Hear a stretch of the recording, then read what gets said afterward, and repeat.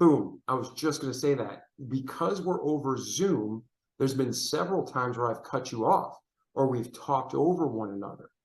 That happens, especially in today's post mid-COVID world, right? Because so many people are doing Zoom meetings. Are you teaching your people to give extra long pauses, or are you just having them like what we're doing, just, oh, I'm sorry, and then moving on? How do you recommend the overspeak when there's delays in virtual communication? Well, you got to be very careful because if you do things like that, it'll almost look like those dubbed kung fu movies where it really looks off. So it's going to really throw you off. But no, listen, whatever happens on Zoom in regards to that, I think people can realize the rhythm. But the goal on the Zoom calls is to see what people have in the background. So you can compliment someone's furniture or artwork or a stuffed bunny rabbit in the corner.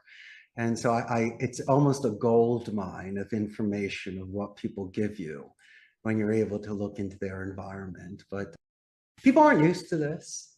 I mean, sure, in a meeting, they might be asked a question and occasionally a glance will be in their direction. But in Zoom, you're really just focused on this camera the whole time. It almost reminds me of Cindy Brady in the Brady Bunch when she lost her mind with that red light above the camera. And so it could be memorizing. It could something that could throw your game off. But to me, I just think that you should just almost enjoy it because we're very fortunate with technology to be able to do this. 50 years ago, we'd be in a lot of trouble.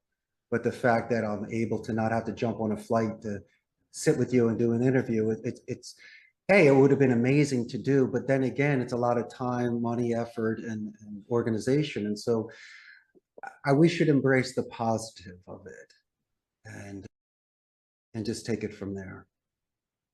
Yeah, so to our listeners, whether you've been in sales for years or you're a new beginner, what Richard's talking about was observing the environment is crucial. The key is be genuine.